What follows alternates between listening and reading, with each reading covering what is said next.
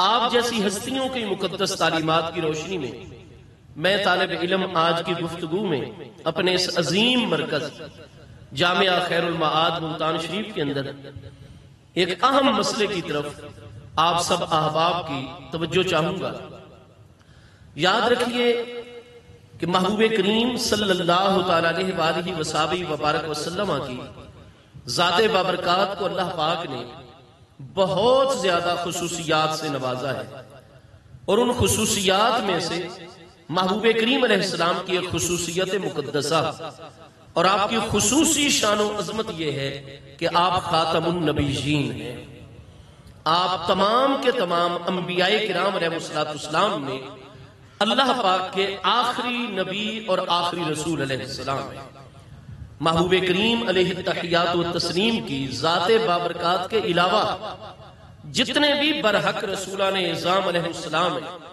انبیاء کرام علیہ السلام ہیں، وہ سب کے سب عالم دنیا میں محبوب کریم علیہ السلام کی تشریف آوری سے پہلے تشریف لا چکے۔ جب سے محبوب کریم علیہ السلام کی عالم دنیا میں تشریف آوری ہو گئی، جلوہ گری ہو گئی، اب ابد تک کوئی نیا نبی اور رسول پیدا نہیں ہوگا۔ محبوب کریم علیہ السلام خاتم النبیین ہے، خاتم المرسلین ہے، آپ اللہ پاک کے آخری پیارے رسول اور آخری پیارے نبی علیہ السلام ہیں۔ قرآن مجید فرقان حمید جو 610 سنہ عیسوی سے لے کر 632 سنہ عیسوی تک محبوب کریم علیہ السلام کی ذات بابرکات پر 22 سال اور چند ماہ کے عرصے تک نازل ہوتا رہا ہے۔ اس 22 سال کے عرصے میں آپ ملاحظہ فرمائیں گے کہ قرآن مجید فرقان حمید نے الحمد سے لے کر والناس تک جب آپ تھوڑی سی بھی توجہ کر کے قرآن پاک کی تلاوت کرتے ہیں، اور وہ مقامات جہاں محبوب کریم علیہ السلام کی شان ختم نبوت کو اللہ پاک نے بیان فرمایا ہے، اگر آپ ان مقامات پر نشان لگاتے چلے جائیں تو آپ جیسے ہی قرآن پاک کی تلاوت کو مکمل کریں گے تو ایک سادہ طریقے سے کسی بھی مستند ہستی کا کیا ہوا ترجمہ سامنے رکھ کے جب آپ ملاحظہ کریں گے کہ عام سے عام مسلمان کو بھی میں کہہ رہا ہوں تو وہ اس نتیجے پر پہنچے گا کہ قرآن پاک میں کم از کم 100 مقامات اللہ پاک نے ایسے نازل فرمائے ہیں جن میں ہمارے پیارے آقا کریم علیہ السلام کی شان ختم نبوت کو بیان فرمایا ہے۔ اللہ کریم جل شانہ جو بات ایک بار ارشاد فرما دیتا ہے اہل ایمان کے لیے تو وہ کافی ہے، اہل ایمان کا سچا ایمان ہے اس پر۔ قرآن پاک فرماتا ہے من اصدق من اللہ حدیثا، اللہ پاک کی بات سے بڑھ کر کس کی بات زیادہ سچی ہو سکتی ہے؟ من اصدق من اللہ حدیثا، اور اس کے ساتھ دوسرے مقام پر ہے من اصدق من اللہ قیلا، اللہ پاک کے قول، اللہ پاک کے فرمان سے بڑھ کر کس کا فرمان زیادہ سچا ہو سکتا ہے؟ یہ دونوں جگہ استفہام انکاری ہے۔ معنی یہ ہے کہ اللہ پاک یہ تعلیم عطا فرما رہا ہے کہ میرے پیارے بندو یہ ایمان رکھو کہ اللہ پاک کے فرمان سے بڑھ کر اور اللہ پاک کے ارشاد اور کلام سے بڑھ کر کسی کا کلام زیادہ سچا نہیں ہے۔ اِنَّا أَصْدَقَ الْكَلَامِ كَلَامُ اللَّهِ، بے شک تمام کے تمام کلاموں میں سب سے زیادہ سچا کلام وہ اللہ پاک جل شانہ کا مبارک کلام ہے۔ تو ایک مرتبہ دو مرتبہ جو مضمون نازل فرما دیا جائے گا اہل ایمان کا تو اس پر کامل ایمان ہے، لیکن اللہ کریم جل شانہ کا ارادہ یہ ہے، اللہ پاک کی منشا اور چاہت یہ ہے کہ محبوب کریم علیہ السلام کی شان ختم نبوت اللہ پاک کی بارگاہ اقدس میں اتنی اہمیت کی حامل ہے کہ اللہ پاک یہ چاہتا ہے کہ میرے بندے اس مضمون اور اس عقیدے کے حوالے سے کبھی بھی کسی کمزوری کا شکار نہ ہو، اس معاملے میں کوئی کوتاہی اور کوئی سستی ان سے سرزد نہ ہو۔ اللہ پاک نے 22 سال کے عرصے میں 1 2 10 20 نہیں بلکہ ہمارے ائمہ علم کلام کی تحقیق ہے کہ قرآن مجید فرقان حمید کے اندر 100 آیات بینات ایسی ہیں جن میں اللہ پاک نے محبوب علیہ السلام کی شان ختم نبوت کو بیان فرمایا ہے۔ اس کی اہمیت اتنی ہے۔ اور جی بات تسلسل سے جاری مہربانی جزاکم اللہ، نعرہ ہو گیا، نمائندگی ہو گئی، بارک اللہ۔ اب گفتگو سنیں گے، نعرہ نہیں لگائیں گے۔ اسی طریقے سے ہمارے ائمہ دین کی یہ تحقیق ہے کتابوں کے اندر کہ اگر محبوب کریم علیہ السلام کی احادیث کریمہ جو صحیح اسناد کے ساتھ اور حسن اسناد کے ساتھ ہے، جس طریقے سے احادیث صحیحہ سے احکام ثابت ہوتے ہیں، اسی طریقے سے احادیث حسنہ سے بھی ثابت ہوتے ہیں۔ نتیجہ یہ ہے کہ ہمارے ائمہ دین کی صدیوں سے یہ تحقیق آ رہی ہے کہ امام بخاری، امام مسلم اور اکابر ائمہ محدثین کی شرائط کے اوپر جو احادیث صحیح اور حسن اسناد کے ساتھ ہیں، اگر صرف انہی احادیث کو ہی جمع کیا جائے تو نتیجہ یہ سامنے آتا ہے کہ 22 سال سے بھی کم کے عرصے میں، کیونکہ محبوب کریم علیہ السلام کا زمانہ تبلیغ کتنے عرصے پر محیط ہے۔ ہمارے کچھ سیرت نگار ائمہ رضوان اللہ تعالی علیہم اجمعین کی تحقیق ہے کہ پہلی وحی مبارکہ کے بعد 6 ماہ تک فترت وحی کا سلسلہ جاری رہا تھا، وحی مقدسہ رکی رہی تھی۔ پھر حکم مبارک 6 مہینے کے بعد نازل ہوا، فَاسْتَعْ بِمَا تُؤْمَرْ۔ میرے پیارے محبوب نبی علیہ السلام، اب جس چیز کا امر اور حکم آپ کو دیا جائے، آپ کسی کی مخالفت کی کوئی پرواہ نہ کریں، اللہ پاک آپ کی حفاظت فرمائے گا۔ آپ کھلا مکھلا علل اعلان اللہ کا ہر فرمان اور امر اور حکم اس کے بندوں تک پہنچائیں۔ تو اس حکم کے نازل ہوتے ہی محبوب کریم علیہ السلام کی جانب سے دعوت اور تبلیغ کا سلسلہ شروع فرما دیا گیا، اور ہمارے اکثر ائمہ محدثین ہو، سیرت نگار ہو، اہل تاریخ ہو، ان کی تحقیق یہ ہے کہ پہلی وحی مبارکہ کے بعد 3 سال تک وحی مبارکہ کا نزول رکا رہا تھا، جس کو فترت وحی کا مبارک دور کہا جاتا ہے، اور حضرت سیدنا میکائیل علیہ السلام یا اسرافیل علیہ السلام محبوب کریم علیہ السلام کے اس دوران قرین رہے، آپ کے خدمت گزار اور ساتھی رہے، اور پھر حکم نازل ہوا دعوت و تبلیغ کا 3 سال کے بعد۔ اور آپ جانتے ہیں کہ پہلی وحی مبارکہ کے نزول کے بعد 13 سالہ مکی دور مبارک ہے، 10 سالہ وصال اقدس تک ہجرت مبارکہ کے بعد مدنی دور مقدس ہے، تو 23 سالہ عرصے میں اگر 3 سال کے بعد حکم تبلیغ ہوا ہے، حکم دعوت ہوا ہے، تو پھر محبوب علیہ السلام کا دعوت و تبلیغ کا زمانہ 20 سال پر مشتمل ہے۔ اگر 6 مہینے کے بعد دوسری وحی مبارکہ نازل ہوئی ہے تو پھر 22.5 سال بنتے ہیں، اور یہ قلیل جماعت کا مذہب ہے، اکثر اس طرف ہے کہ 20 سال محبوب کریم علیہ السلام کا دعوت و تبلیغ کا دور ہے۔ ہم زیادہ عرصہ بھی سامنے رکھ لیں، اگر 22.5 سال بھی ہمارے محبوب علیہ السلام کا دعوت و تبلیغ کا دور مقدس ہے عالم دنیا میں، تو 22.5 سالہ دور میں کم از کم اللہ پاک کے حکم پر 200 مرتبہ نبی پاک علیہ السلام نے اپنی شان ختم نبوت کی طرف اپنی امت کو متوجہ فرمایا ہے۔ اب جس عقیدے اور جس حکم اور مسئلے کے پیچھے کم از کم 100 آیات بینات موجود ہیں، جس عقیدے، جس حکم شرعی اور جس مسئلہ شرعی کے پیچھے کم از کم بھی 200 احادیث صحیحہ و حسنہ موجود ہے، تو ایسا عقیدہ اور ایسا حکم شرعی وہ ضروریات دین کے اندر داخل ہے۔ ہمارے احکام شرعیہ جو ہیں تو وہ کئی ایسے ہیں جو ضروریات دین کے اندر داخل ہیں، کئی جو ہے وہ ضروریات دین کے اندر داخل نہیں ہیں۔ وہ احکام، مسائل، عقائد جو ضروریات دین میں داخل نہیں ہیں، خدا نہ خواستہ اگر کوئی مومن، کوئی مسلمان ان میں سے کسی چیز کا انکار کر دیتا ہے تو وہ دال، مدل، گمراہ گر قرار پاتا ہے، لیکن رہتا مومن اور مسلمان ہے، ملت اسلامیہ سے خارج نہیں قرار پاتا، کیونکہ جس مسئلے کا اس سے انکار سرسد ہوا خدا نہ خواستہ وہ ضروریات دین میں نہیں تھا۔ لیکن ہر وہ مسئلہ، ہر وہ حکم شرعی،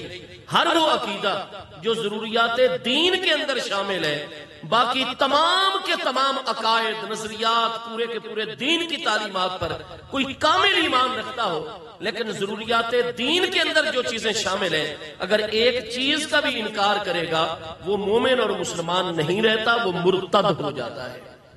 چنانچہ ہمارے بڑی بڑی علم کلام، علم عقائد اور فقہ کی کتابوں میں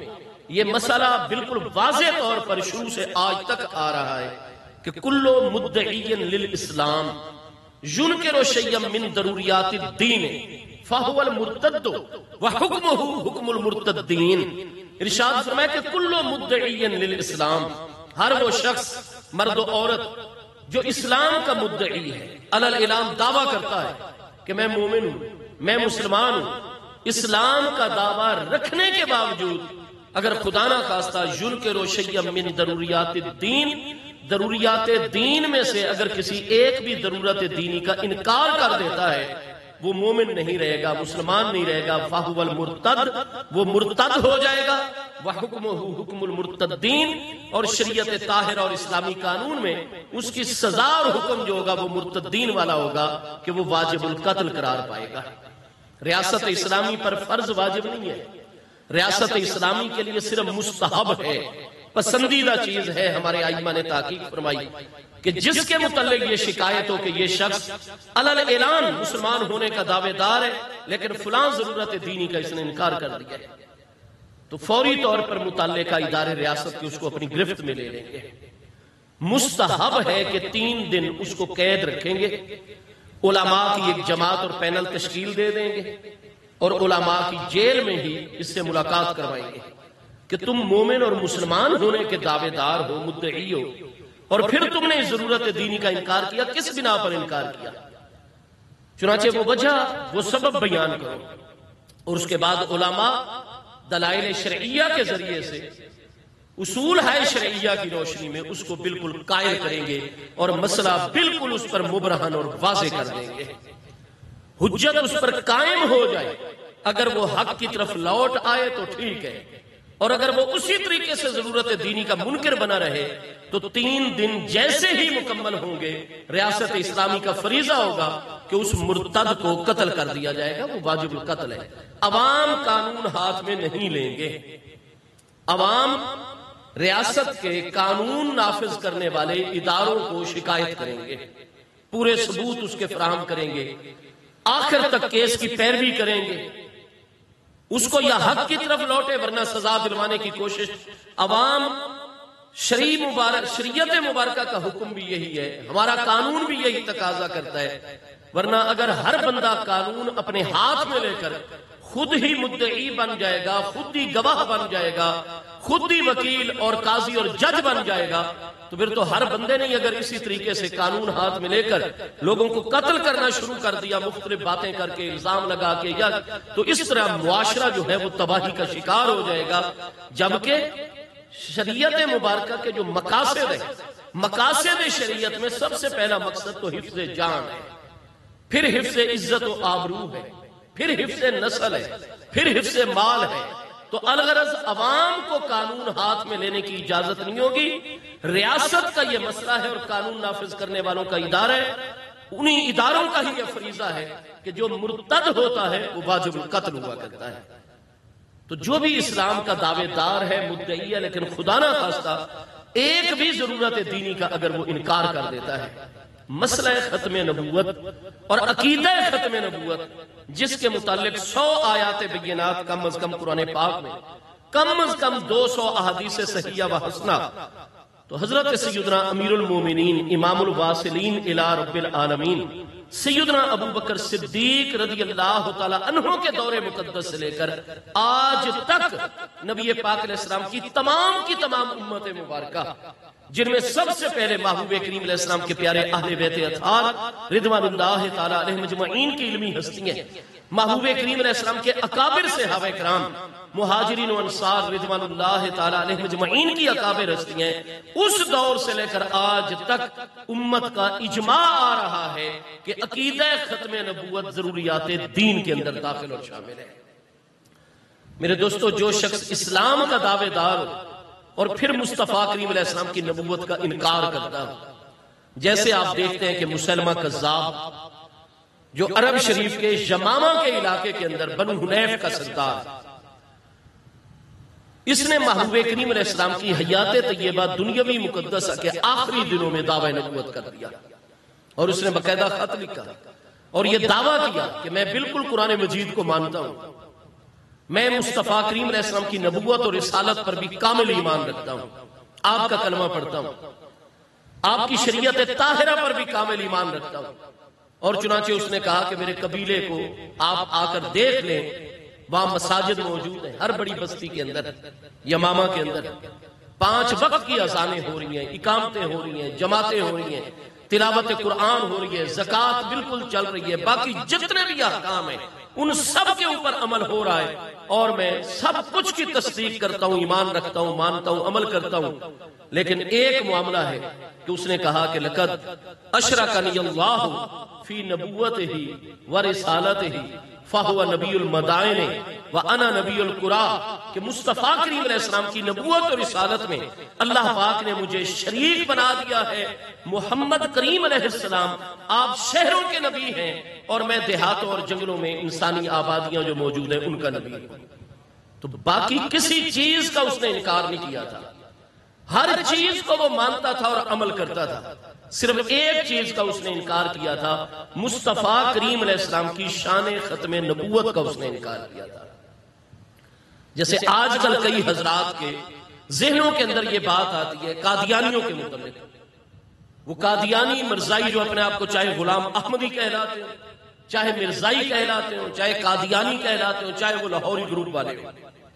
کہ جناب یہ تو بڑے بڑے چیریٹی کے اور خدمت انسانیت کے کام کرتے ہیں،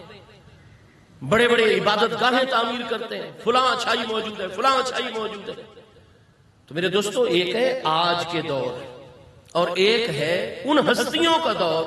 جن کی اول سے لے کر آخر تک تربیت پیارے آقا کریم علیہ السلام کی ذات بابرکات نے فرمائی تھی۔ حضرات اہل بیت اطہار رضوان اللہ تعالی علیہم اجمعین اور حضرات صحابہ کرام مہاجرین و انصار رضوان اللہ تعالی علیہم اجمعین کا دور مقدس، اور بالخصوص حضرت سیدنا صدیق اکبر رضی اللہ عنہ کا دور مقدس جو پیر 22 جمادی ثانی سن 13 ہجری تک مشتمل ہے، اس سوا 2 سال کے عرصے میں آپ اکابر اہل بیت اطہار اور اکابر مہاجرین انصار صحابہ کرام کی مبارک ہستیاں مرکز مدینہ طیبہ کے اندر موجود اور جلوہ گر ہیں، جو اس پوری امت کے مقابلے میں سب سے زیادہ علم رکھنے والی ہیں، سب سے زیادہ اخلاص رکھنے والی ہیں، جن کی شان میں سینکڑوں آیات بینات اللہ پاک نے قرآن مجید فرقان حمید کے اندر نازل فرمائی ہیں۔ وہ ہستیاں دیکھ رہی ہیں کہ مسیلمہ کذاب ہو، چاہے اسود انسی ہو، چاہے یہ سجا نامی یہ خاتون ہو، اور چاہے بنو اسد کا سردار طلیحہ اسدی ہو، یہ سارے نمازیں بھی پڑھتے ہیں، روزے بھی رکھتے ہیں، زکاتیں بھی ادا کرتے ہیں، یہ اذان اقامت باقی ساری چیزیں ہیں، تمام ضروریات دین پر ایمان رکھتے ہیں، لیکن صرف نبی پاک علیہ السلام کی شان ختم نبوت کے منکر ہیں۔ تو آپ پتہ ہے کہ اجماع کس بات پر منعقد ہوا کہ جس شخص نے تمام اہل ایمان اہل اسلام والی باتیں اپنے اندر جمع کر رکھی ہوں لیکن خدا نہ خواستہ مصطفیٰ کریم علیہ السلام کی شان ختم نبوت کا منکر ہے، تو ایسا شخص کبھی مومن و مسلمان نہیں رہ سکتا، وہ مرتد ہے، اور اس کے ساتھ سلوک وہی کیا جائے گا جو مرتدین کے ساتھ کیا جاتا ہے۔ حضرت صدیق اکبر رضی اللہ عنہ کا 2.25 سالہ دور مبارک آپ دیکھیے، کتنے بڑے بڑے چیلنجز اس وقت ہیں۔ جیسے ہی محبوب کریم علیہ السلام کے وصال اقدس کی خبر عام ہوئی تو اس دور کی جو 2 سپر پاورز تھیں، رومن امپائر اور پرشین امپائر، رومیوں کی 3 بر اعظموں سے زیادہ علاقوں کے اوپر جو ہے صدیوں سے ان کا تسلط اور قبضہ اور کنٹرول آ رہا تھا۔ 2 بر اعظموں کے اوپر ایرانین پرشین امپائر کا کنٹرول صدیوں سے جاری و ساری تھا۔ وہ نہیں چاہتے تھے کہ محبوب کریم علیہ السلام کا جو انسانی مساوات کی تعلیمات پر مشتمل دین متین ہے، جس میں امیر کا انتخاب شورا اور مشورے کے ذریعے سے ہوتا ہے اور عوام کو بنیادی حق دیا گیا ہے، یہ اگر روم و ایران میں آ گیا تو ہماری صدیوں پر مشتمل نظام تہس نہس ہو جائے گا اور عوام ہمارے برابر آ کر کھڑے ہو جائیں گے اور طبقاتی تقسیم ہر اعتبار سے معاشرے انسانی میں ختم ہو جائے گی۔ تو وہ اپنے نظام کو خیر بات نہیں کہنا چاہتے تھے، لہذا جیسے ہی محبوب علیہ السلام کے وصال اقدس کی خبر عام ہوئی، انہوں نے اپنی فوجیں جزیرہ نماء عرب میں داخل کر دی تاکہ اسلام ایکسپورٹ نہ ہو۔ اسلامی نظام جو ہے جو انسان کے ہر بنیادی حق کی ضمانت اور گارنٹی دیتا ہے، مالی تقسیم کا اس طرح اعلیٰ معاشی نظام اسلام پیش کرتا ہے کہ پھر زکوٰۃ دینے والے پیدا ہوتے ہیں، زکوٰۃ لینے والوں کی تعداد بڑی تیزی سے ختم ہونے لگ جاتی ہے کیونکہ معاشی مساوات آ جاتی ہے۔ بکری کا بچہ حضرت عمر رضی اللہ عنہ کا مشہور فرمان ہے، طبقات ابن سعد کی 2 جلد کے اندر صحیح سند کے ساتھ موجود ہے کہ آج دریائے دجلہ کے اندرونی کنارے تک، عراق عرب تک اسلام پہنچ گیا، اسلام کا پرچم لہرا گیا۔ فرمایا جیسے ہمیں جغرافیائی طور پر اسلام کی سرزمین کے پھیلنے کی خوشی ہے، اس کے ساتھ ہم مسلمانوں کی ذمہ داری بہت بڑھ گئی ہے۔ اور اگر بکری کا کوئی بچہ بھی ایک رات بھی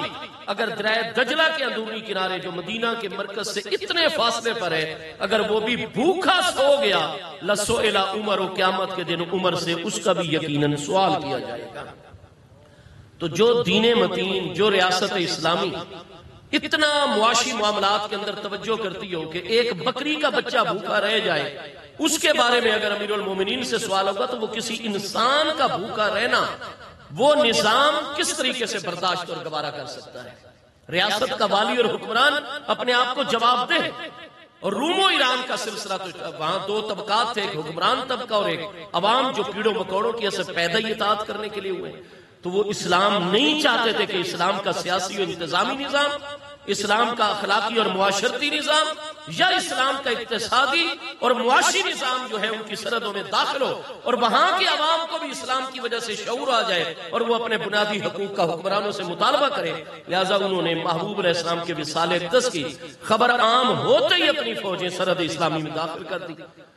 آج بھی یہی ہوتا ہے، جہاں آپ خالصتاً اسلامی نظام بالخصوص اسلامی معاشیات کو نافذ کرنے لگیں گے تو کیپٹلزم کے حامی، سرمایہ دارانہ نظام کے حامی فوراً انٹرفیئر کریں گے اور اپنی فوجیں وہاں داخل کر دیں گے، اپنے نمائندے داخل کر دیں گے اور تہو بالا کر دیں گے اسلامی ریاست کا نظام۔ تو اس وقت بھی بالکل اسی طریقے سے ہوا، اندرونی طور پر مرتدین کا فتنہ جو ہے وہ آ گیا سامنے، زکوٰۃ کے منکرین کا فتنہ سامنے آ گیا۔ قرآن پاک اس کی تصدیق کرتا ہے 18ویں پارے سورہ نور کی آیت نمبر 55 میں، وَلَا يُبَدِّلَنَّهُم مِّن بَعْدِ خَوْفِهِمْ أَمْنًا۔ یہ شوال المکرم سن 5 ہجری میں آیت بینہ محبوب علیہ السلام پر نازل ہوئی تھی۔ یکم یا 2 ربیع الاول شریف سن 11 ہجری میں محبوب علیہ السلام کا وصال اقدس۔ تو محبوب علیہ السلام کے وصال اقدس سے بھی کچھ 5.5 سال پہلے اللہ پاک نے یہ خبر عطا فرما دی تھی، وعد اللہ الذین آمنوا منکم وعملوا الصالحات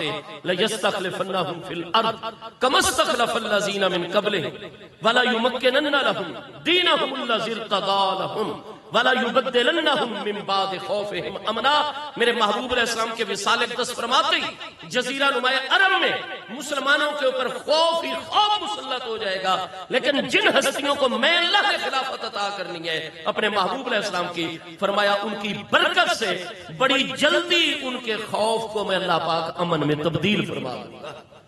تو ہر طرف سے خوف ہی خوف ہو گیا، قرآن پاک فرما رہا ہے۔ آپ دیکھتے ہیں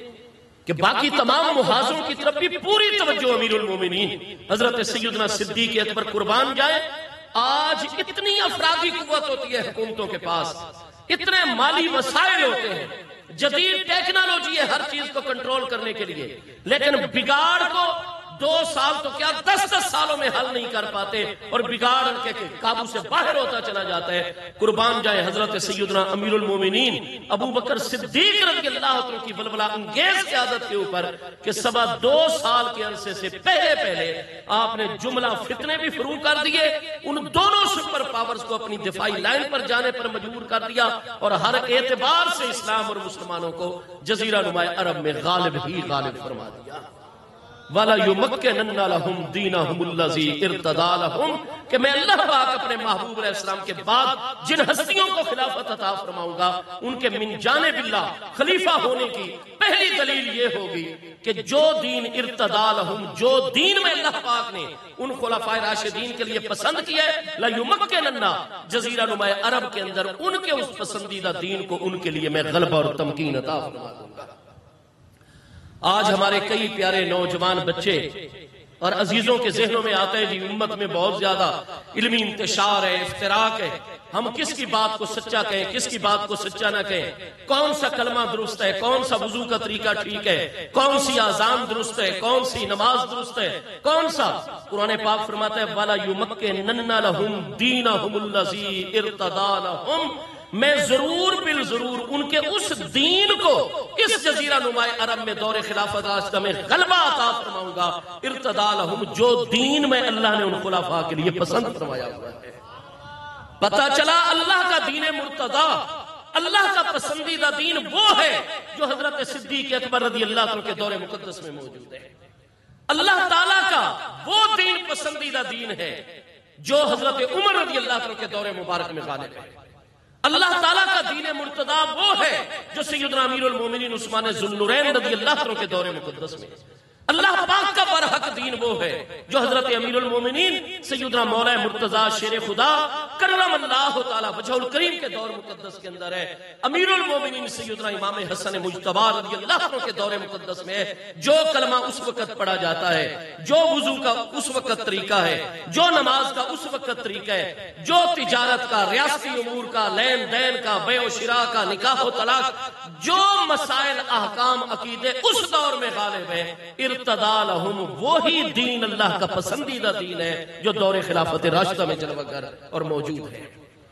تو الغرض حضرت سیدنا صدیق اکبر رضی اللہ عنہ کے دور مبارک میں مکمل جزیرہ نما عرب میں تمکین اور غلبہ,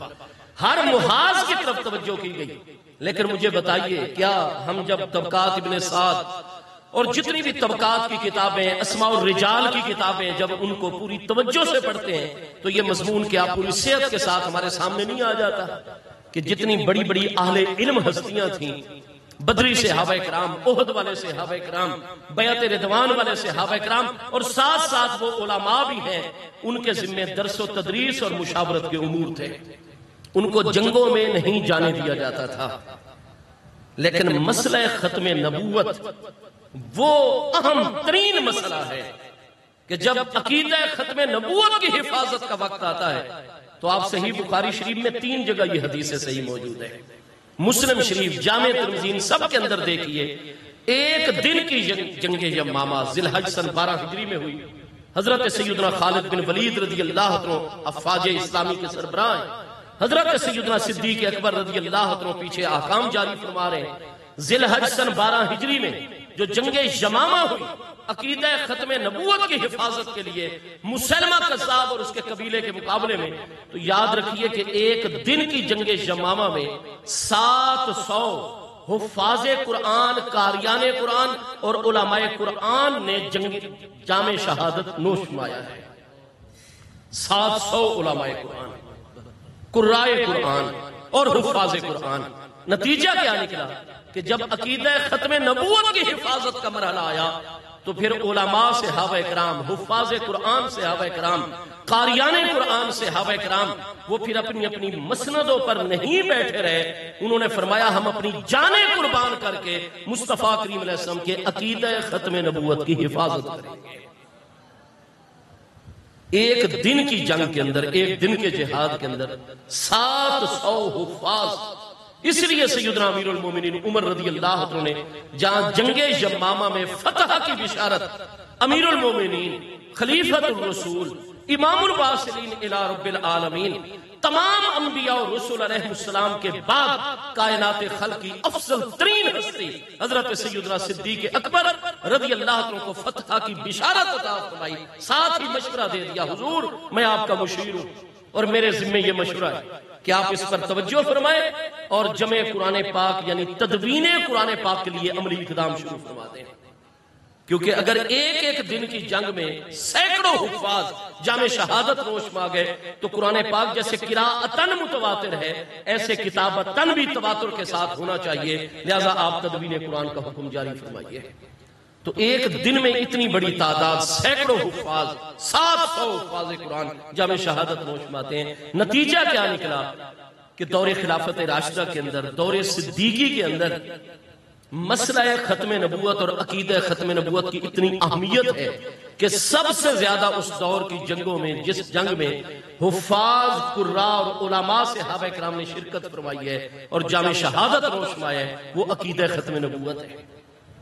میرے دوستو, ہمارے پیارے آقا کریم علیہ التحیات و تسلیم کی شریعت طاہرہ میں نبوت, رسالت, اس کی حقیقت کیا ہے, اس کی تعریف کیا ہے, جن و انس کو نبوت اور رسالت کی ضرورت کیا ہے, جب ان مباحث کو کتابوں کے اندر دیکھا جاتا ہے تو یہ چیز بالکل واضح ہو جاتی ہے کہ نئے نبی اور نئے رسول کی ضرورت کب انسانیت کو لاحق ہوتی ہے. معاشرہ انسانی کو نئے پیغام الہی کی, نئی آسمانی ہدایت اور وحی کی, نئے نبی اور نئے رسول کی کب ضرورت پڑتی ہے؟ جب انسانی زندگی اپنا سفر طے کرتے کرتے کسی ایسے مرحلے میں داخل ہو جاتی ہے کہ انسانی زندگی کے سامنے اتنے بڑے بڑے چیلنجز اور اتنے بڑے بڑے مسائل آ جاتے ہیں. وہ چیلنجز اور مسائل چاہے اخلاقی زندگی کے حوالے سے ہو، وہ چیلنجز نئے بڑے عالمی قسم کے مسائل چاہے وہ تمدنی اور تہذیبی حوالے سے ہو، چاہے وہ معاشی اور مال و دولت کے حوالے سے ہو، چاہے وہ سیاسی اور انتظامی قسم کے بڑے بڑے چیلنجز اور ایسے لا ینحل بڑے مسائل جو آفاقی اور عالمی سطح کے مسائل ہوں، اتنے بڑے بڑے مسائل آ جائیں اس وقت، اور پہلے والی جتنی واحی مبارکہ محفوظ موجود ہے، تعلیمات موجود ہیں، اپنے اپنے دور کے تقاضوں کے مطابق اللہ پاک نے احکام پہلے والے انبیاء کرام علیہ السلام کو عطا فرمائے، انہوں نے وہ احکام پہنچائے انسانیت تک، جنات تک. لیکن اب جس انسانی مرحلے میں داخل ہو گئی ہے زندگی، اس میں اتنے بڑے بڑے اخلاقی چیلنجز آ گئے، اتنے بڑے بڑے اکنامیکل اور معاشی مسائل اور اقتصادی لا ینحل مسئلے آ گئے ہیں، ایسے سیاسی اور انتظامی امور آ گئے ہیں انسانی زندگی کی مختلف تبدیلیوں کے اندر، مختلف معاملات کے اندر، کہ جناب پہلے والی تعلیم کے اندر موجودہ بڑے بڑے چیلنجز اور عالمی مسائل کا حل نہیں نظر آ رہا. جتنی اس دور کی اجتماعی دانش ہے، بڑے بڑے اہل علم و فکر ہیں، بڑے بڑے فلسفی ہیں، بڑے بڑے قانون دان ہیں، بڑے بڑے سیاست دان ہیں، بڑے بڑے مفکرین اور محققین ہیں، لیکن ان سب کی اجتماعی فکر، اجتماعی دانش جواب دے گئی ہے، اور وہ کہتے ہیں کہ اتنی توجہ کے باوجود بھی اور عالمی سطح پر ہم نے بڑے بڑی کانفرنسز کی، بڑے بڑے پروگرام کیے عالمی سطح کے، لیکن اس وقت انسانیت جن مسائل میں گر گئی ہے ان کا حل ہمیں کوئی نہیں نظر آ رہا. تو جب بالکل سارے عاجز آ جاتے ہیں اس وقت نئی وحی، نئے پیغام الہی، آسمانی ہدایت، نئے نبی اور نئے رسول کی ضرورت جو ہے متحقق ہو جاتی ہے، ضرورت ثابت ہو جاتی ہے. لیکن میرے دوستو، ہمارے پیارے آقا کریم حضور خاتم النبیین سید الاولین والآخرین علیہ التحیات والتسلیم، جب آپ نے خطبہ حجت الوداع جمعے کے دن 9 ذی الحجہ سن 10 ہجری میدان عرفات میں ارشاد فرمایا، اور محبوب کریم علیہ السلام نے سب سے تبلیغ رسالت کی گواہی حاصل فرما لی، تو آپ کو پتا ہے کہ محبوب کریم علیہ السلام کی ذات بابرکات کے اوپر قرآن پاک کا یہ مقام نازل ہوا، الیوم اکملت لکم دینکم واتممت علیکم نعمتی ورضیت لکم الاسلام دینا. الیوم اکملت لکم دینکم، آج کے دن میں نے تمہارے لیے تمہارا دین مکمل فرما دیا، اپنی نعمت تم پر مکمل فرما دی، اتمام نعمت ہو گیا. یہ بشارت کسی پہلے والے رسول علیہ السلام اور نبی علیہ السلام کو اللہ پاک نے عطا نہیں فرمائی. اس لیے صحیح بخاری شریف دوسری جلد کتاب التفسیر کے اندر ہے کہ حضور سیدنا امیر المومنین عمر فاروق اعظم رضی اللہ تعالی عنہ کی خدمت میں ایک یہودی عالم آیا تھا، اور اس نے کہا کہ میں نے سمجھ کر قرآن پاک پڑھا ہے، آپ کے قرآن پاک کے اندر ایک ایسی آیت مبارکہ ہے کہ اگر یہ آپ کے پیارے نبی علیہ السلام کی بجائے ہمارے نبی حضرت موسیٰ بن عمران علیہ السلام پر نازل ہوتی تو ہم اس دن کو یاد رکھتے، اس موقع کو یاد رکھتے، اور ہر سال جب وہ لوٹ کر دن آیا کرتا ہم عید منایا کرتے. حضرت عمر رضی اللہ عنہ نے فرمایا کون سی آیت بینہ ہے؟ ایت آیت؟ اس نے کہا جناب الیوم اکملت لکم دینکم، فرمایا جس موقع پر نازل ہوئی، جس مقام پر، جس وقت، جس دن، جس سال ہمیں اچھے طریقے سے یاد ہے، ہم پورا علم بھی رکھتے ہیں، اس کی اہمیت سے بھی ہم مومن اور مسلمان آگاہ اور واقف ہیں. کیوں؟ الیوم اکملت لکم دینکم، اتنی بڑی بشارت ہے کہ اللہ پاک نے فرمایا آج کے دن میں نے تمہارے لیے تمہارا دین مکمل کر دیا. دین کے مکمل ہونے کا مطلب یہ ہے کہ اب قیامت تک جنوں کی زندگی میں اور انسانوں کی زندگی میں، ثقلین کی زندگی میں جتنے معاشی مسائل آ سکتے ہیں، جتنے اخلاقی مسائل آ سکتے ہیں، جتنے سیاسی و انتظامی مسائل آ سکتے ہیں، فرمایا جو انسان اور دانشور اپنے دور کے تمام روئے زمین پر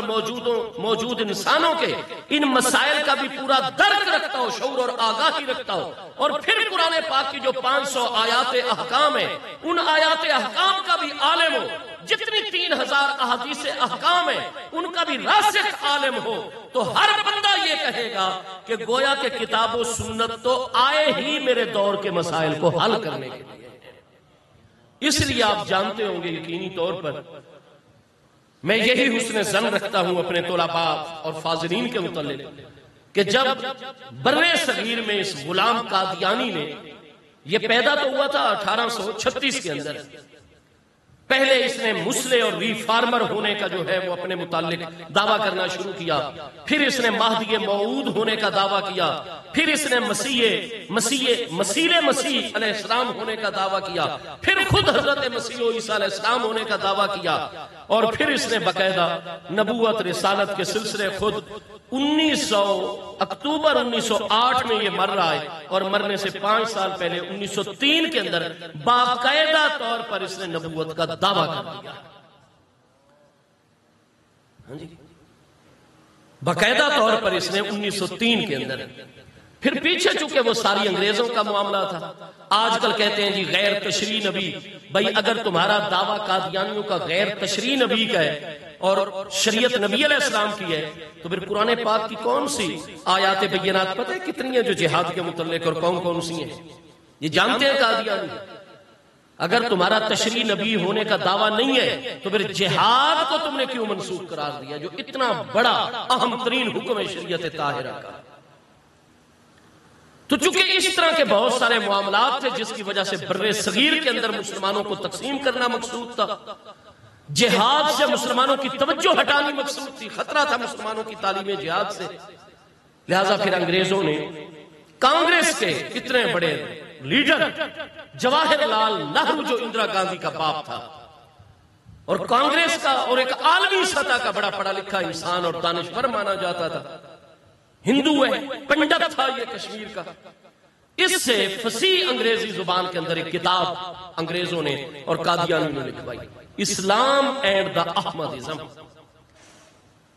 حضرت علامہ محمد اقبال نے جیسے ہی وہ تحریر پڑھی فوری طور پر تار بھیجا جواہر لال نہرو کو،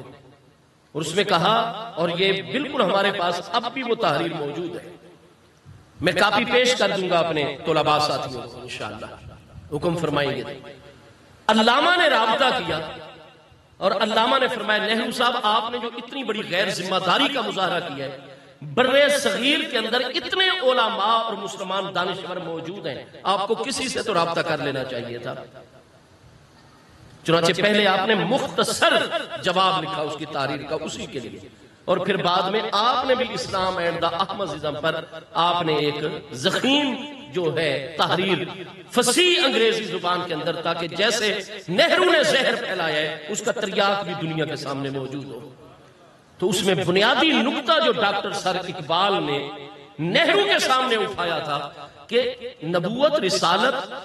یہ ان دینوں کا عقیدہ ہے جو آسمانی دین ہے، یہودیت مسلک ہو چکی ہے، نصرانیت مسلک ہو چکی ہے، لیکن ان کا بھی اور ہم مسلمانوں کا عقیدہ ہے نبوت رسالت۔ نئے نبی اور نئے رسول کی ضرورت کب پڑتی ہے نہرو صاحب؟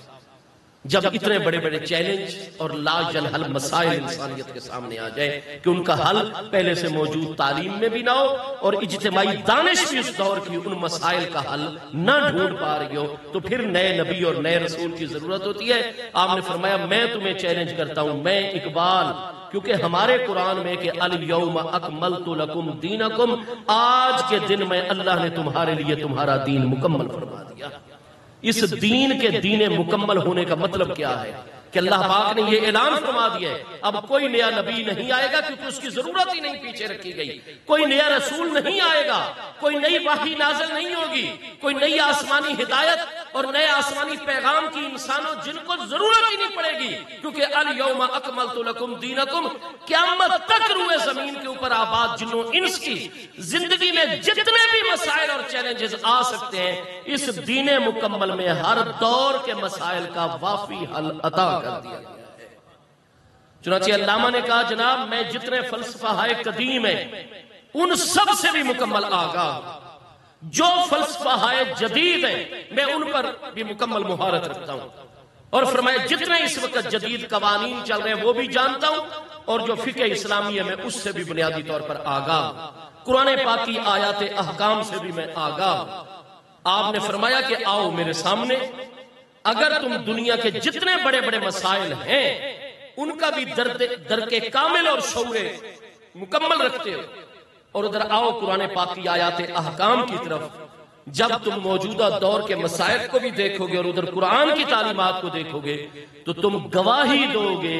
کتاب زندہ قرآن حکیم، حکمت اولا یزالستو قدیم، کہ کتاب زندہ، جس دور کا وہ انسان جو اپنے دور کے تمام روئے زمین کے اوپر جملہ اقوام عالم کے سامنے جو بڑے بڑے ان کے علاقوں میں چیلنجز ہیں، بڑے بڑے مسائل ہیں ہر اعتبار سے، ان مسائل کو بھی اگر وہ سمجھتے ہیں اور قرآن پاک کی آیات بینات کا بھی علم رکھتے ہیں تو ہر دور کا انسان قرآن کو سمجھ کر پڑھنے کے بعد یہی کہے گا کہ کتاب زندہ، یہ تو زندہ کتاب ہے، اتری 1400 سال پہلے، لیکن یہ تو میرے دور کے سارے مسائل کو حل کر رہی ہے، ہر مسئلے کو حل کرنے کے بنیادی اصول اور ضابطے عملی طور پر عطا فرما رہی ہے۔ کتاب زندہ قرآن حکیم، یہ زندہ کتاب حکمت والا قرآن ہے، اور اس کی حکمت اولا یزالستو قدیم، اس کی حکمت کبھی زائل نہیں ہوگی، یہ ابد تک جن و انسان کی رہنمائی بھی کرے گی، ساتھ بھی عطا کرے گی، اور قدیم ہے اس کی حکمت۔ تو میرے دوستو، نہرو صاحب کے پاس اس چیز کا کوئی، ہمارے اوپر لازم ہے کہ ہم حضرت علامہ کی دور حاضر کے تقاضوں کے مطابق مسئلہ ختم نبوت پر اس بنیادی اصولی تحریر کو ضرور پڑھیں سمجھ کر، اور ہمارے علم میں وہ ہونی چاہیے۔ آج جو قادیانیت ہمارے نوجوانوں کو، ہمارے بچوں کو اس طرح کے درس دیتی ہیں، نہیں جی یہ ساری باتیں ٹھیک ہیں، لیکن قرآن تو فرماتا ہے کہ نبوت کا سلسلہ جاری رہے گا۔ وہ بھائی قرآن پاک کہاں فرما رہے ہیں؟ قرآن پاک کے اندر تو 100 آیات بینات ہیں جن میں محبوب علیہ السلام کی شان ختم نبوت کو بیان کیا گیا ہے۔ وہ کہتے ہیں جی آپ اٹھائیے سورۃ الحج، اور سورۃ الحج کی آیت نمبر 75 جس میں اللہ پاک واضح طور پر ارشاد فرما رہے ہیں اللہ یصطفی من الملائکۃ رسلا ومن الناس۔ یہ ہمارے سادہ لوگ، نوجوانوں کو بھی، سادہ لوگ مسلمانوں کو بھی جو دینی تعلیمات سے آگاہ نہیں ہوتے زیادہ، ان کے سامنے قرآن پاک اور پھر اپنے تحریف شدہ ترجمے جن میں قرآن پاک اور کلام الہی کی تحریفیں معنوی کر دی گئی، انتہا درجے تک۔ اللہ تعالیٰ تو فرما رہے اللہ یصطفی من الملائکۃ رسلا ومن الناس۔ اصطفا یصطفی استفان فعل مضارع کی وضع عربی زبان میں تجدد استمراری پر دلالت کروانے کے لیے، اور حال و استقبال دونوں زمانے اس سے سیراب ہوتے ہیں۔ مضارع کو مضارع کہا اسی لیے جاتا ہے کہ درعن سے مشتق ہے ایک قول کے مطابق، اور درعن اونٹنی کا وہی پستان ہوتا ہے جس سے ایٹ اے ٹائم 2 بچے سیراب ہوں، اور اس سے بھی زمانہ حال اور زمانہ مستقبل سیراب ہوتے ہیں۔ لہذا اللہ یصطفی کا معنی ہے کہ اللہ تعالیٰ چنتا ہے اور چنے گا،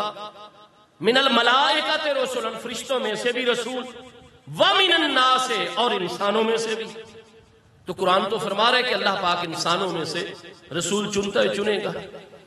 میرے دوستو، جہاں اس کے تحقیقی معاملے کے لیے میں اپنے عزیز طلباء، کیونکہ آج میری انتہائی بڑی زندگی کی یہ سعادت ہے، خوش قسمتی ہے کہ میں اس مرکز کے اندر اپنی طالب علمانہ گفتگو کرنے کا شرف حاصل کر رہا ہوں جس مرکز میں بڑے بڑے اکابر اساتذہ اور علماء رہنمایان ملت پیدا ہوئے ہیں۔ حضور پیر طریقت، مجاہد ملت اور مجاہد اعظم تحریک ختم نبوت حضرت علامہ مولانا حامد علی خان صاحب نقشبندی مجددی غریب نواز قدس سر العزیز کا جو مرکز منور ہے، میں یہاں طلباء نظام کو عرض کروں گا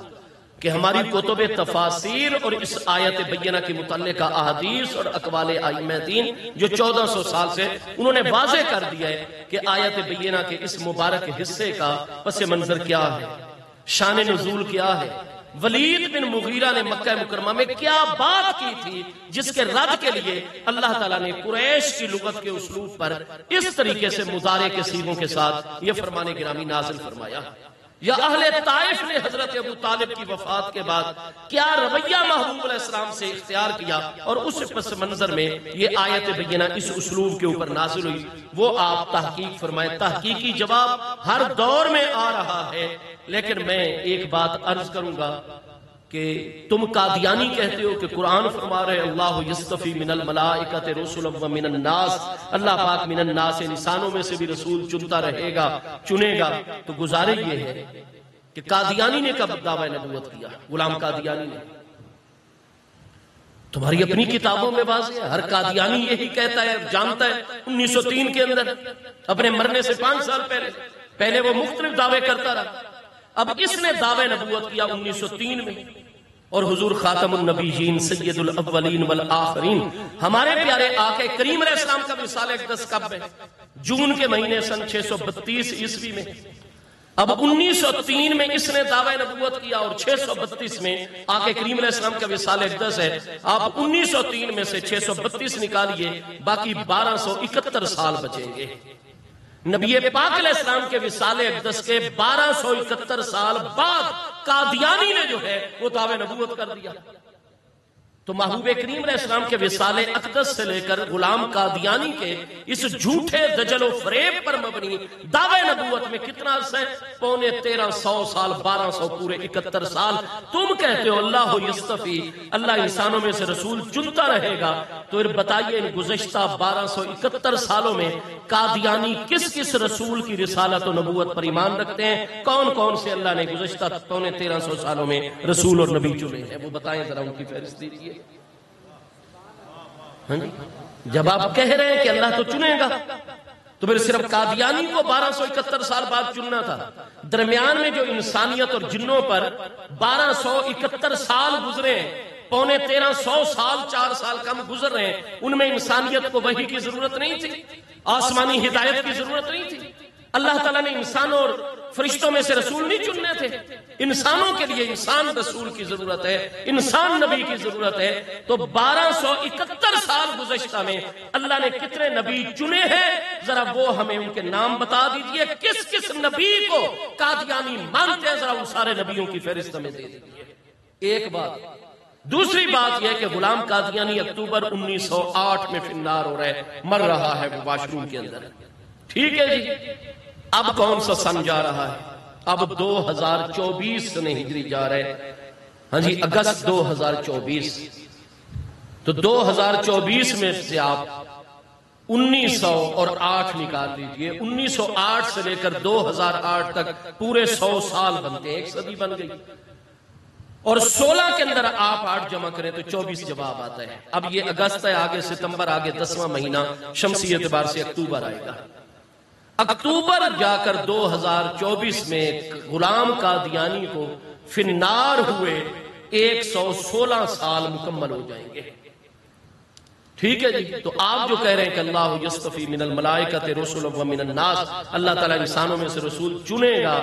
تو پھر ان قادیانی کے مرنے کے بعد جو اب تک 116 سال گزرے چکے ہیں، قادیانی کے بعد ان گزشتہ 116 سال میں تم کتنے نبیوں کی نبوت پر ایمان رکھتے ہو؟ کون کون سے نبی اس 125 سال میں؟ ذرا ان کے نام اور فہرستی ہمیں دے دیجیے.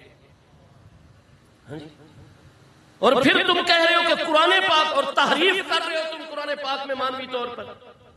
نہ تم اس آیت مبارکہ کے نورانی الفاظ کے پس منظر کو دیکھ رہے ہو،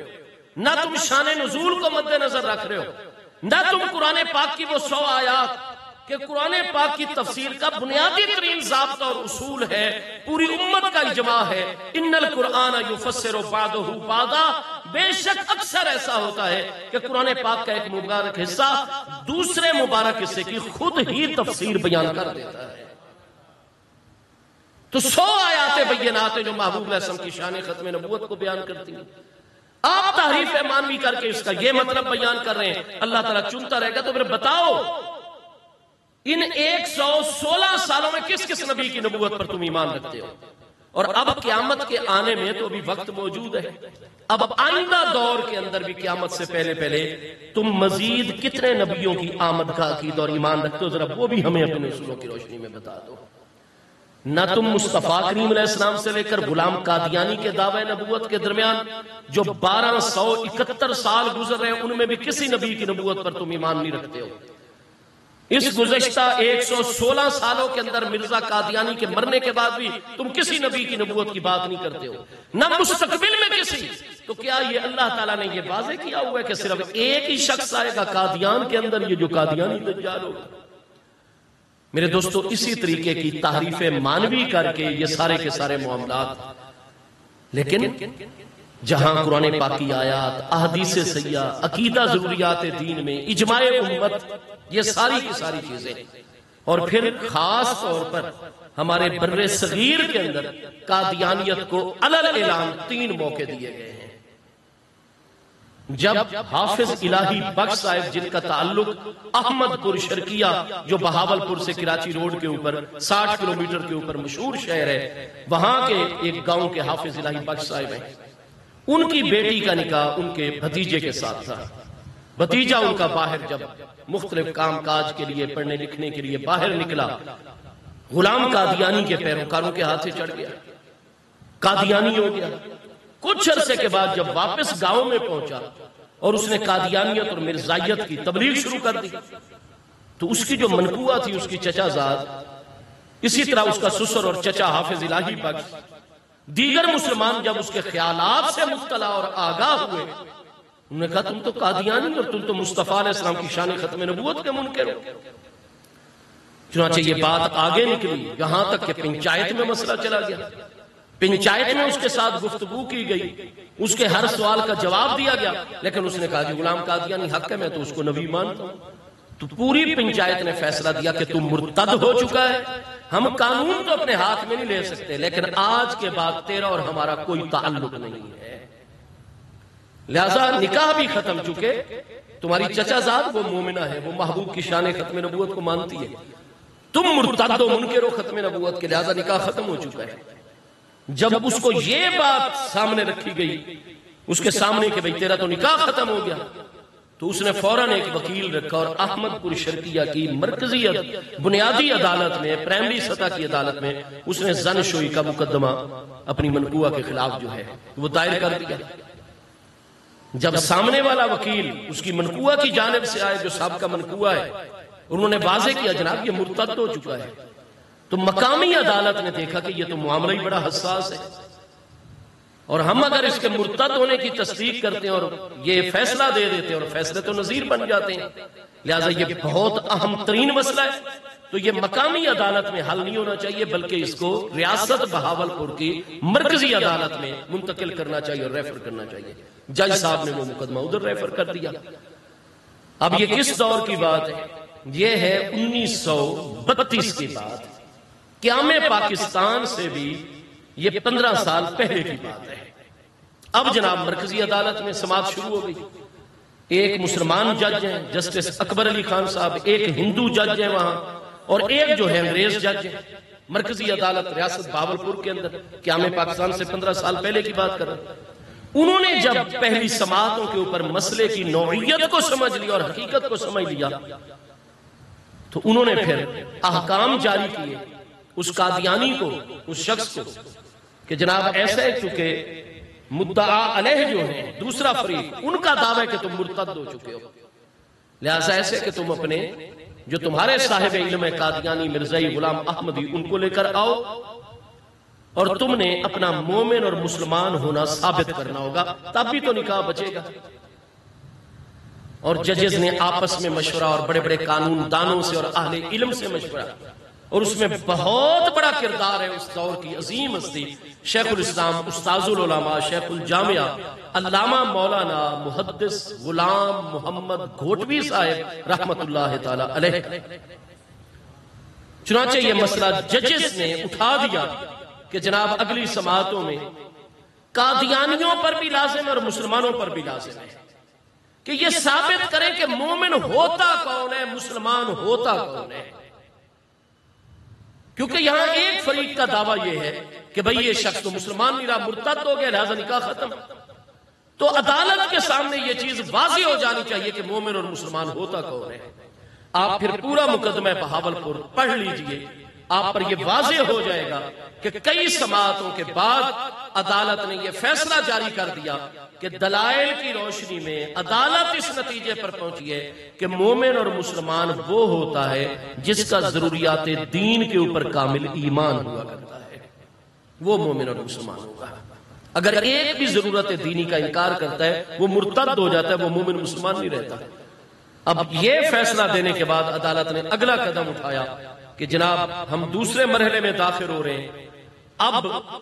یہ جو مسلمان دعویٰ کر رہے ہیں کہ یہ ختم نبوت کا منکر ہو کر مرتد ہے، اور مومن مسلمان وہ ہوتا ہے جس کا ضروریات دین پر ایمان ہو، لہذا مسلمان علماء وکلاء اور قانون دانوں کے ذمہ لازم ہے کہ وہ دلائل شرعیہ سے عدالت کو مطمئن کریں گے کہ عقیدہ ختم نبوت ضروریات دین میں داخل ہے، اور یہ فروعی قسم کے مسائل میں نہیں ہے. لہٰذا اس پر آپ دیکھیے مکمل طور پر سماعتیں، اس میں ہم اہل سنت و جماعت کی عدالت میں، پیچھے تو ہمارے تمام اکابر علماء تھے، لیکن آگے نمائندگی اور ترجمانی کون رہے تھے؟ استاذ العلماء، مناظر اسلام. آج کل والے مناظر اسلامی جو تھوڑا سا تیز بولتا ہو، ذرا دوسروں کو گالی گلوچ صحیح کر کے دے لیتا ہو، وہی ہمارا سب سے بڑا مناظر اعظم ہوتا ہے اور مناظر ہوتا ہے. وہ حقیقتاً تھے،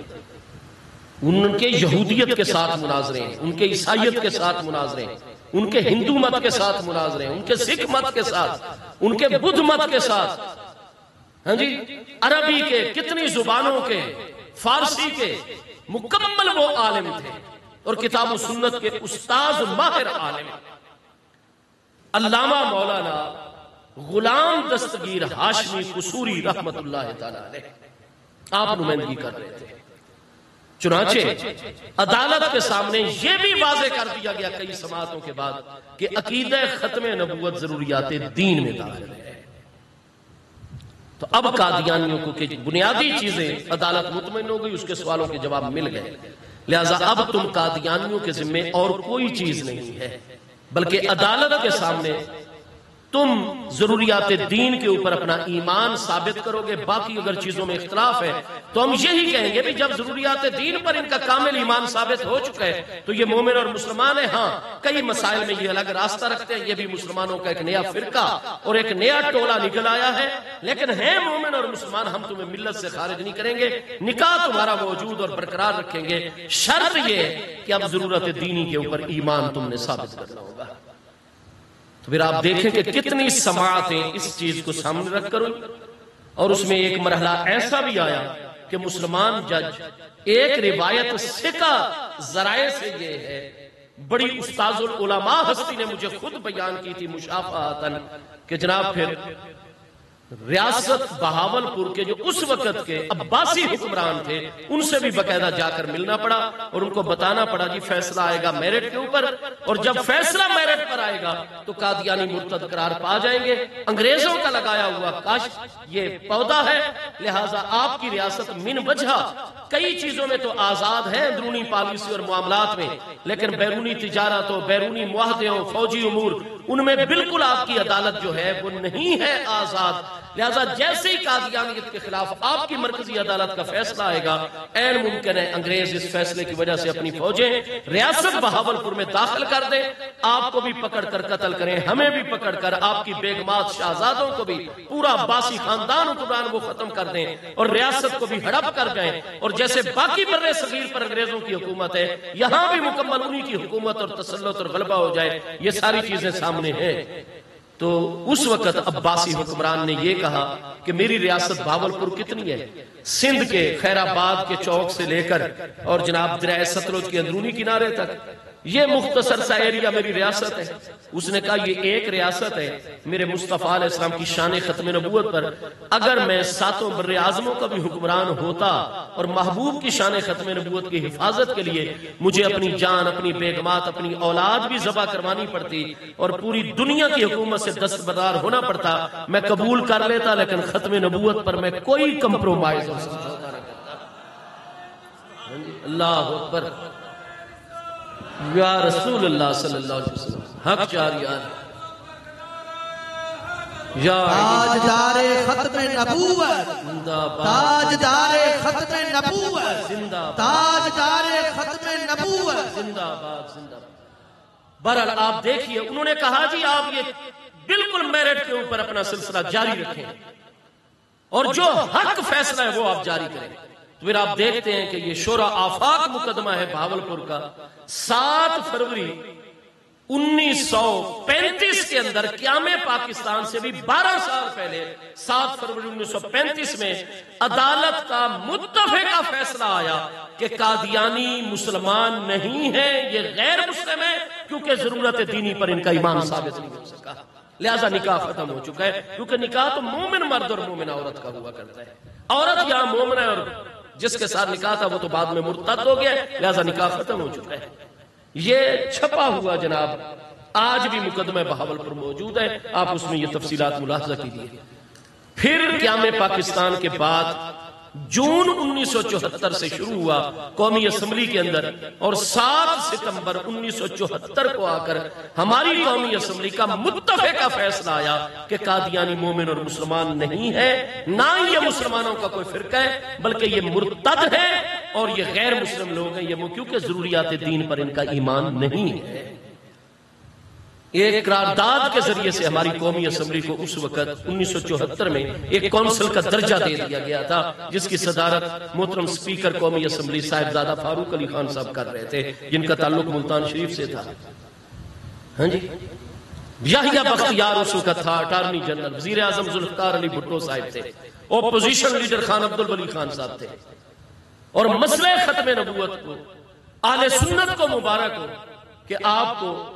قائد ملت اسلامیہ علامہ امام شاہ احمد نورانی صدیقی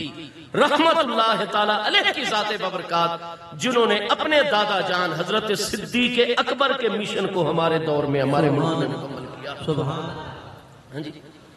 آپ اس وقت جمعیت علماء پاکستان کی جانب سے ہماری پارلیمانی کمیٹی کے آپ سربراہ تھے، آپ نے یہ بل پیش کیا، اور پھر کئی حضرات سے، اپوزیشن لیڈر سے، دیگر کئی بڑی بڑی نام ور جو شخصیات تھی قومی اسمبلی کی ممبران وزراء، ان سے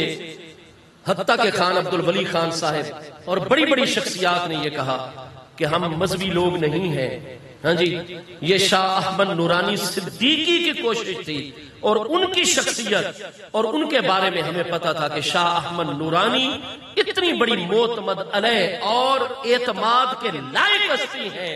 کہ جو کچھ بھی ہو جائے کبھی حق سے ادھر ادھر نہیں ہو سکتے۔ حق و صداقت کی نشانی، شاہ احمد نورانی، حق و صداقت کی، دونوں ہاتھوں کو لہرا کر، حق و صداقت کی نشانی، حق و صداقت کی نشانی، علامہ شاہ احمد نورانی صدیقی علیہ رحمت، حضرت صدیق اکبر رضی اللہ عنہ کے پیارے فرزند رحمت اللہ تعالی علیہ۔ تو الغرض ایک کونسل کا درجہ دیا گیا، اور آپ اس دور کا جتنا پریس میڈیا، الیکٹرانک میڈیا 1964 سے آ چکا تھا پاکستان میں، تو آپ دیکھیں گے کہ ہماری قومی اسمبلی کی گیلری میں تمام دنیا کے نامور صحافی، کیونکہ اتنا بڑا اہم ایشو اور مسئلہ تھا، حتیٰ کہ اسرائیل، ان کو اجازت نہیں ہے، نہ ان کا سفارت خانہ ہے، نہ ان کو ویزا جاری ہو سکتا تھا، وہ دوسرے ملکوں کے ویزوں کے اوپر، پاسپورٹ کے اوپر، اسرائیل تک کے اور یہودیت تک کے جو ہے بڑے بڑے صحافی نامور وہ پاکستان کی قومی اسمبلی موجود تھے۔ آج تک کوئی ایک تو نامور صحافی کہے کہ جون سے یہ کاروائی شروع ہوئی قومی اسمبلی پاکستان میں، اور 7 ستمبر 1974 کو یہ فیصلہ آیا، قادیانیوں کے فلاں نقطے کا جواب نہیں دیا گیا، فلاں موقع پر ان کو مطمئن نہیں کیا گیا، نہیں، آپ دیکھتے ہیں کہ ہماری اسمبلی میں متفقہ طور پر یہ فیصلہ آیا کہ قادیانی مسلمان نہیں ہے، ضرورت دینی پر ان کا ایمان نہیں ہے، لہذا یہ مرتد لوگ ہیں۔ اور میرے دوستو، اس کے بعد یہ خود گئے تھے ہمارے 1988 کے اندر سپریم کورٹ آف پاکستان میں، انہوں نے ایک پیٹیشن دائر کی تھی، تو آپ کو پتہ ہے کہ وہاں پھر مکمل طور پر بینچ تشکیل پایا، فل بینچ، اور انہوں نے خط لکھا اسلامی نظریاتی کونسل جو ہمارا وفاقی آئینی ادارہ ہے، اور شرعی عدالت کے چیف جسٹس صاحب، اور جتنے اس دور کے اہل علم ہیں، اور ان قادیانیوں کو بھی 10 وکیل ان کے وہاں موجود تھے، مکمل طور پر اول سے آخر تک سپریم کورٹ نے سماعت کی، اور پھر سپریم کورٹ کا بھی متفقہ فیصلہ 1988 میں آ گیا کہ یہ مرتد لوگ ہیں، لہٰذا یہ شاعر اسلامی میں سے کوئی چیز اور کوئی لفظ جو مسلمانوں کا ہے نہیں استعمال کر سکتے، یہ اپنی دعوت کو آزان نہیں کہہ سکتے، اپنے یہ عبادت خانے کو اور جماعت خانے کو مسجد نہیں کہہ سکتے، الغرض یہ مسلمانوں والی ٹرمنالوجیز اصطلاحات استعمال کریں گے، اگر ثابت ہو گیا تو 3 سال کی ان کو سزا دی جائے گی۔ تو 1935 کے اندر فیصلہ آ چکا ہے، 1974 7 ستمبر کو متفقہ فیصلہ آ چکا ہے، 1988 میں فیصلہ آ چکا ہے کہ یہ لوگ مومن اور مسلمان نہیں ہیں بلکہ مرتد ہیں۔ میں آخری باتیں عرض کروں، کیا پاکستان کے اندر دیگر منورٹیز اور اقلیتیں موجود نہیں ہیں؟ عیسائی موجود ہیں، ہندو موجود ہیں بہت بڑی تعداد میں، سکھ، کتنے غیر مسلم پارسی وغیرہ بوہرا موجود ہیں، لیکن ہمارا ان کے ساتھ تو کوئی ایسا مسئلہ نہیں چلتا، اس لیے کہ وہ جتنی اقلیت ہے وہ علل اعلان کہتے ہیں کہ ہم عیسائی ہیں، عیسائی یہ کہتے ہیں پاکستان کا کہ میں عیسائی ہوں، ہندو کہتا ہے کہ میں ہندو ہوں۔ یہ اگر کوئی ٹائم کا مسئلہ ہے تو میں یہی بات کو جی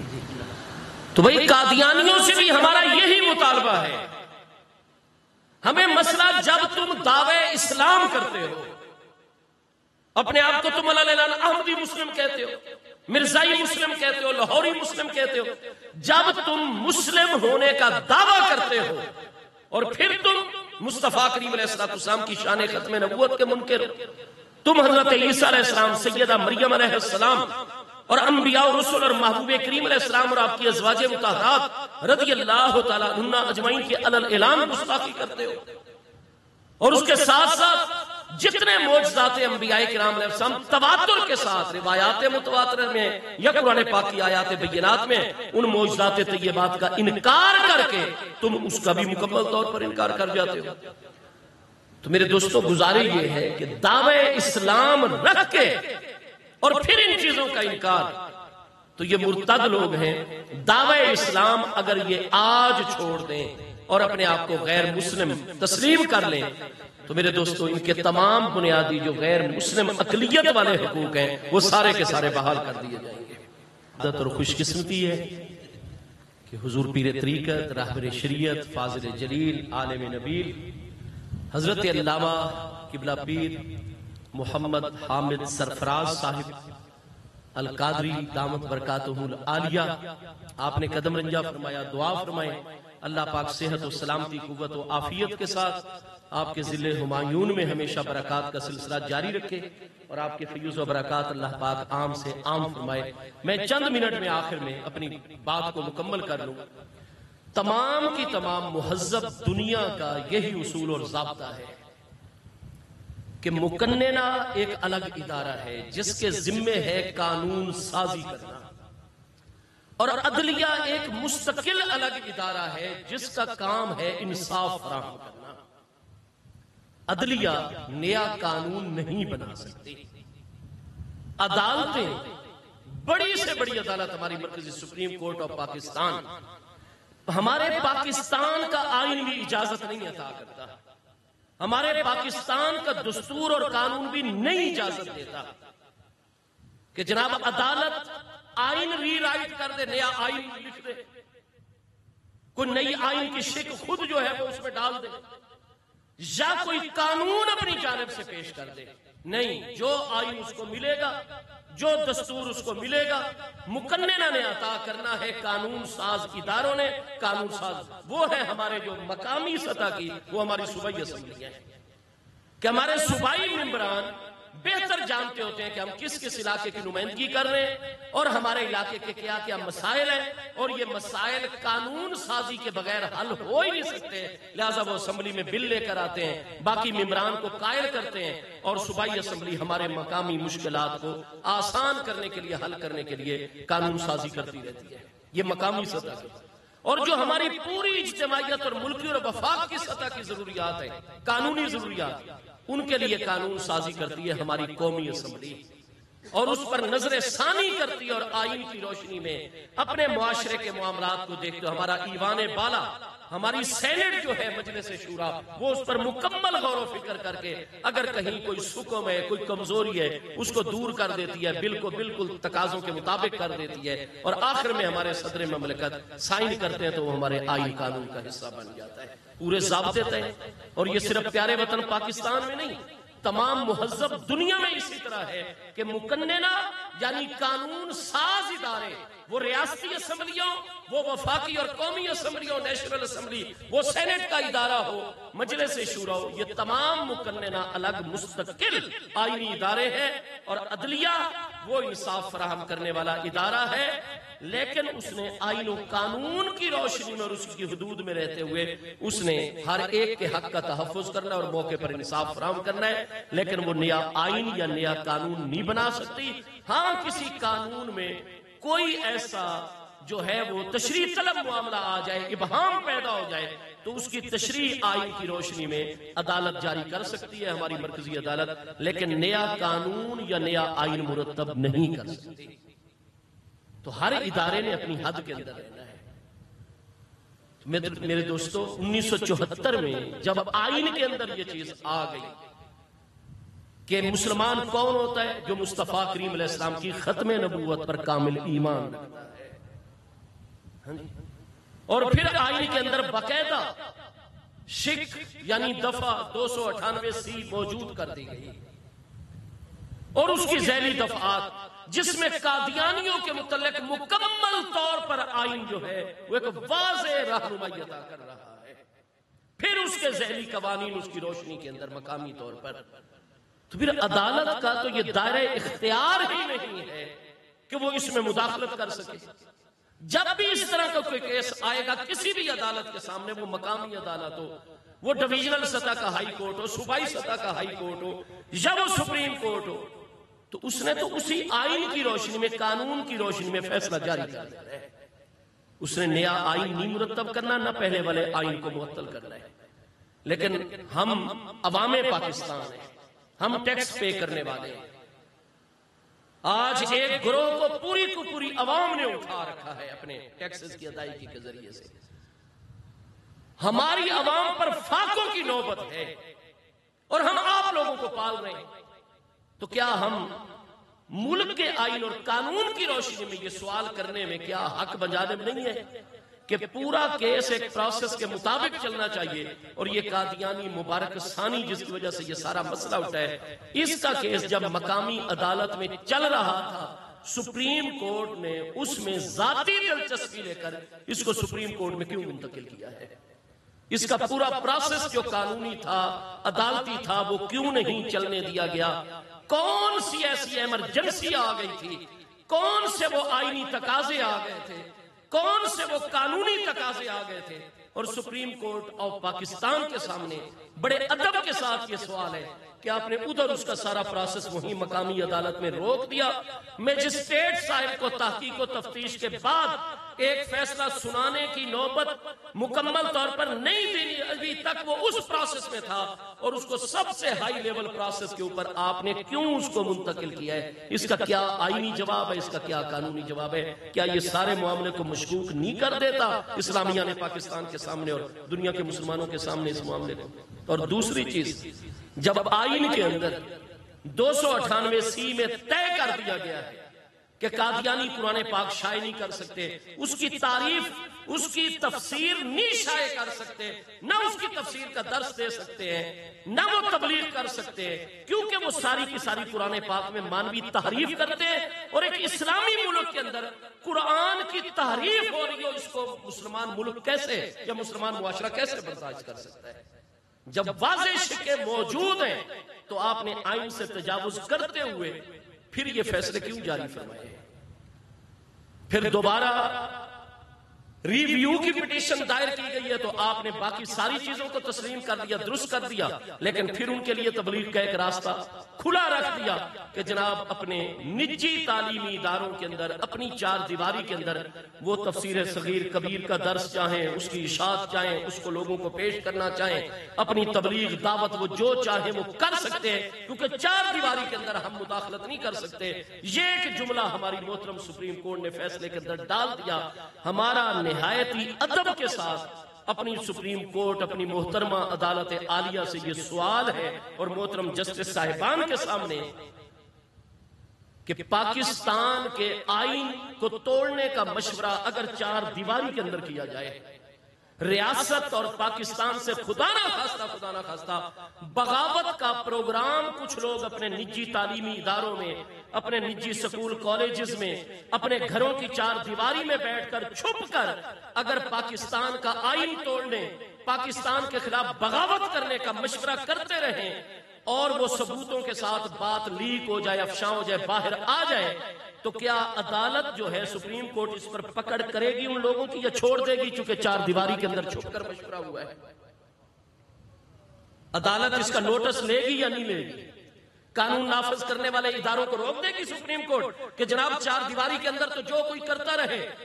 اس کو مکمل طور پر اس کی چادر اور چار دیواری کا ہم نے آئینی طور پر تحفظ کرنا ہے؟ کیا پاکستان کے خلاف بغاوت اور پاکستان کے آئین کو توڑنے کے مشورے چھپ چھپا کر چار دیواری کے اندر اپنے نجی اداروں کے اندر بیٹھ کر کوئی جماعت کر سکتی ہے؟ اس کی اجازت سپریم کورٹ آف پاکستان دیتی ہے؟